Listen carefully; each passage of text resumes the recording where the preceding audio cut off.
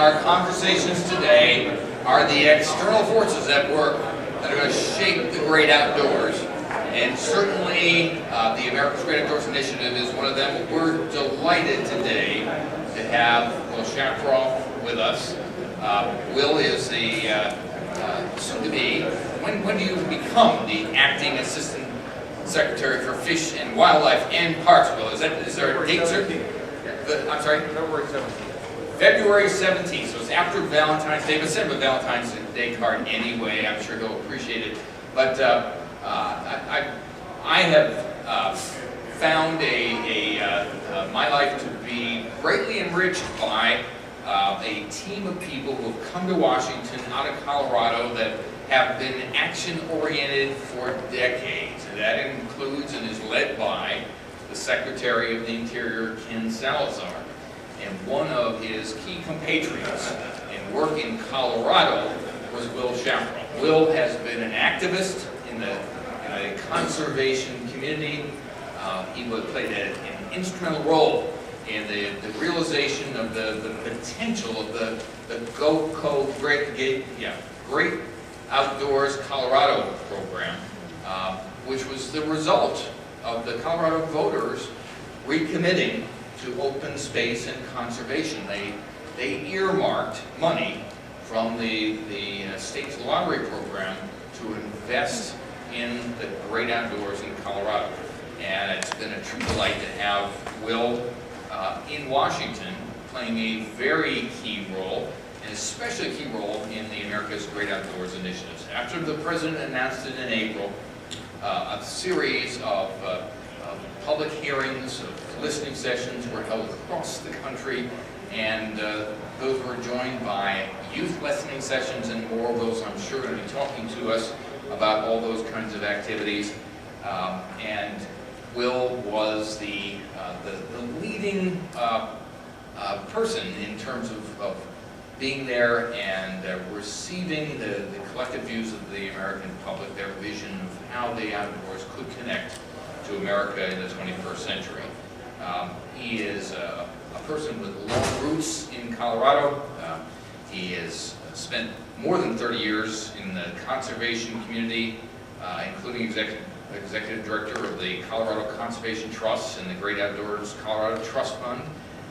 He was the Assistant Secretary for Natural Resources for the state of California, and now will be taking on additional responsibilities as Tom Strickland moves on to the private sector.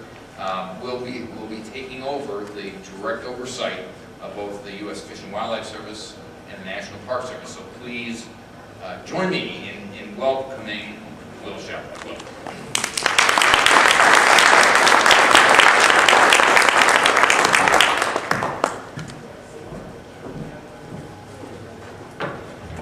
Thanks, Derek. Professor, I'm going to be taking the podium here. I don't think I can follow your act of the roaming along here with the PowerPoint going. It's very impressive. Thank you all for welcoming me here. And Derek, I never heard of Grapevine, Texas, to be honest with you. And so I'm asking about, but I didn't really get the feel for the place until I came in to this great room. And as I was getting led back to the business center, the guy who was walking me said, well, here is a replica of Palo Duro. It's one of our favorite, most famous canyons in the area. And I thought, this is interesting that here we are inside this hotel complex, inside this hermetically sealed area, and they are valuing enough the natural wonders of Texas, this part of Texas, to create a mini replica of it so that we can all remain connected to the outdoors. And I then, of course, went into the bar and saw that in the biggest television screen I've ever seen in my whole life. Anyway, I did want you to know that I didn't bring my cowboy boots today. I am in Texas, so I want to make sure you know that I'm trying to do what I can to show my support for this great state. But this, kidding aside, the desire of this place to highlight one of the natural features reminded me of kind of how I got into this whole world. You know, I grew up south of Denver, kind of out in the country, about a quarter mile from someplace called the Highline Canal, which is an irrigation ditch essentially that runs through the metropolitan area of Denver, and you know, we would inner tube and we would hunt crawdads and we would catch snakes and we just kind of play in the outdoors, completely unsupervised, but it was something that we did all the time. And as many of you have said already, and I know Dr. Sook will say later, that this is part of the challenge that we face in society, is that our younger generation, people, but also many of our generation are more and more disconnected from the natural world. And with that, I think, comes health concerns that we all understand and appreciate, and also a disconnection from the reasons that we all love the outdoors. And so I think we have a political problem brewing in the long run, that if we don't actually have people who care about protecting our national parks and wildlife refuges and BLM areas and Forest Service areas and Army Corps of Engineers project sites, as well as a myriad of local and state and private protected areas, the things that we care about are going to be very much in jeopardy. So not only for economic reasons, Dr. Crompton, but for the inherent values of solitude and connection to nature and the natural values of wildlife with whom we share this planet, it's very important that we all do the work that we're doing. So that's my way of thanking you all for the good work that you're doing and whatever way you're doing it. And this is a very, very big tent of people who care about these issues. I also want to just acknowledge my boss, Ken Salazar, who had received the invitation to come here, and he is a very busy man, as you can imagine, and wished he could have been here. This is his audience. Derek acknowledged his role in the establishment of the Great Outdoors Colorado Trust Fund, which was one of the very first of its type of organizations in the state that receives a dedication from the lottery proceeds. 50% of the lottery funds go in for investment of parks and wildlife and environmental education and open space. And it's resulted in about 750,000 acres of land protected in Colorado. More than 1,600 new local parks have been developed or enhanced. Literally hundreds of miles of trails, and my friend Bruce Ward is here, can attest to that in Colorado, both new and existing, restoration, both short and long trails, like the Continental Divide Trail that he knows so well. But it's made a huge impact on the state of Colorado, and it's something that the Secretary is very, very proud of. When we saw the map of the United States that Derek showed us in 2009, there was one state that was blue. That's square state in the middle of the country, and that's Colorado.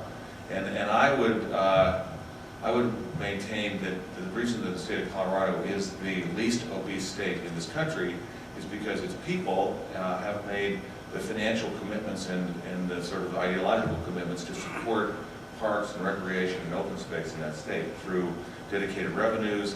There are more than 50 local governments who set aside a portion of their taxes every year for investment in parks and open space and recreation. This state program, they have tax programs at the state level. So a huge investment for a very long period of time, and it's part of the lifestyle, it's part of the raison d'etre of being a Coloradan, that you're in the outdoors and you're exercising. So we have our work cut out for us, but there's some good examples, Dr. Sook, I think, of places like Colorado that are beginning to get it right, and with the kind of work that you're doing and encouraging our medical community to get on the stick, we can hopefully make even more progress. The Secretary hails from a beautiful part of that state, at the very bottom of that state, just a few miles from the New Mexico border, in a place called the San Luis Valley. He talks fondly of waking up in the morning and seeing the sun rise over the Sangre de Cristo Mountains, the blood of Christ, and sun setting on the San Juan Mountains to the west. And he grew up in on a ranch out there, but a very humble beginnings. His family did not have electricity or telephone on the property until 1980. He'd already graduated from college by that time and was on his way to law school. And so he had a very deep connection to the land and to the wildlife every day, and his family continues to farm and ranch the area today. But it's what drives him significantly in his work as Secretary of the Interior, that deep, long-term connection. So I share that with you as much as anything is because I want to just tell you that the people at the department at the very highest levels, the Secretary and Tom Strickland, who does as well, and myself, and many others like John Jarvis and Dan Ash and Bob Abbey, who I know you hear from later, all care deeply about this. And we are not just intellectually interested in this, but we have lived our lives experiencing this and fighting for the very work that you are fighting for as well. I also want to acknowledge our leader, President Obama, for his incredible inspiration and leadership in launching this agenda. When it was almost a year ago today that about a dozen or so people got to go to the White House and go to the Oval Office and sit with the president and talk to him about this initiative. And it was one of those things where some of us were huddled around with the secretary talking about, all right, so how are we going to frame this? Are we going to talk about the economic benefits? Are we going to talk about the intrinsic values? We're going to talk about the experience and really trying to think about how can we really convince the president that we ought to do this. And he'd gotten the memo, and Secretary Salazar starts out and starts the sales pitch in about 30 seconds, and he says, no, I'm there, Ken, I'm Ken. We're all good. I'm completely on board with this. Let's talk about how we're going to get this done. Let's make this a great initiative. And we're not going to do a one-year initiative or a one thing that this is going to carry on through my administration. So it was a great relief that he was right there from the very beginning and said, let's have tell me about the history of bringing people together around conservation. And so we talked about the 1908 White House conference that Teddy Roosevelt convened, bringing all governors and industry leaders, because the balance was really tilting more towards extraction and resource use at that point. And President Roosevelt really recognized that and wanted to bring together people to talk about how we're going to restore the balance and look at conservation as an important value of America. And he said, I want to do that version today. So as Derek indicated, we had a White House conference. We brought together 550 people from across the country, all 50 states, from every corner in this room in terms of its interest, and it was an inspirational day for some of those of you who were there. I know Derek was there, to learn about all the different things that we are challenged with this country, but also with the inspiration of the President and 4 cabinet secretaries, Secretary Vilsack, Secretary Salazar, Administrator Jackson, and Nancy Sutley, the chair of CEQ, to lead this effort. And so that was really our first launching point. The President gave us specific direction to go out and listen to the American people, gather ideas, have this be a very bottom-up, locally driven process, and then a report back to him sometime later in the year with a report, a set of recommendations about what we thought he should do to advance this agenda.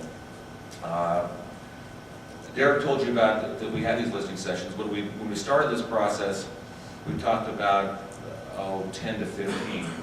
We ended up having 51. 51 total listening sessions, and that was because the demand was so high, and we did, I'll acknowledge, we did respond to certain requests from certain important members of Congress who said, we really want you to have a listening session in our state, or in my district, or whatever it might be. And so we ended up going broader, but the more we got out there, the more we realized that we had more to learn. We wanted to make sure we captured the diversity of this country. And the diversity, what I mean by that is not only geography. So we didn't actually hold them in 51 different places. We had multiple sessions in some of these places. But we looked at the diversity of the interests that care about this agenda. And so as I don't forget anybody, I'm just going to look at this for a second. We had a number of tribal-based listening sessions, both in Minnesota and Spokane, Washington.